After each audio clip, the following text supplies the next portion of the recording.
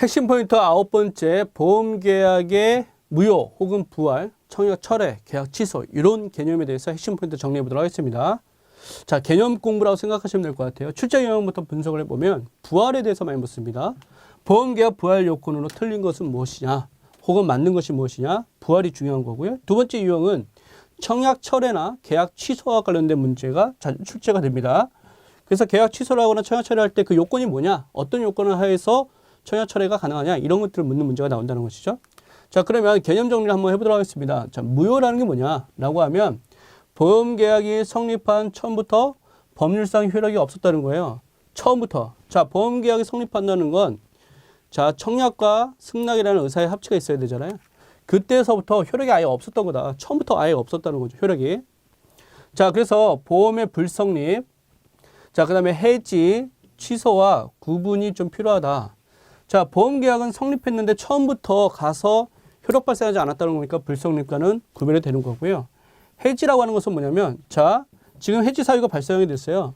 장래에 향해서, 자, 효력이 발생하지 않는다는 측면에서 무효는 거꾸로 계약 성립 때까지 거슬러 올라갔잖아요. 그런 의미에서 해지와 다른 거고요. 자, 취소하고는 개념이 좀 비슷한데, 자, 처음으로 돌아가서 효력이 발생하지 않는 것은 같은 개념이에요. 무효랑 취소와. 근데 취소는요, 나중에 추인이 가능합니다.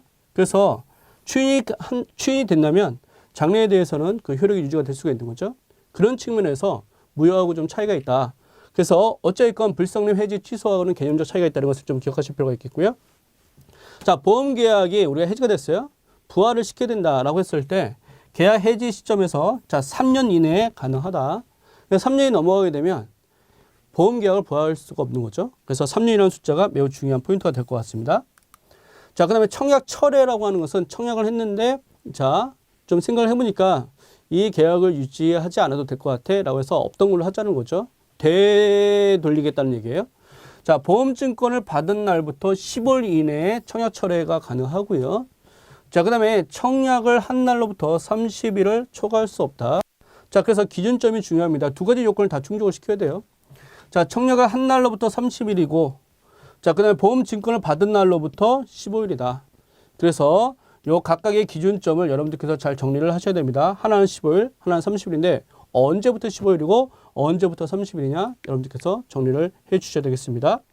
자, 그 다음에 계약의 취소, 우리 약관상에서는 계약의 취소에 대해서 열거를 해놨는데, 자, 이럴 경우에 계약이 취소다. 보험약관을 교부 설명 의무를 위반하거나 자필 설명을 받지 않았거나 청약서 부본을 전달하지 않았거나, 자, 그러면 계약자는 3개월 이내에 계약을 취소할 수가 있습니다. 그래서 계약 취소의 요건 이 세 가지 사항도 기억을 해 주실 필요가 있겠습니다.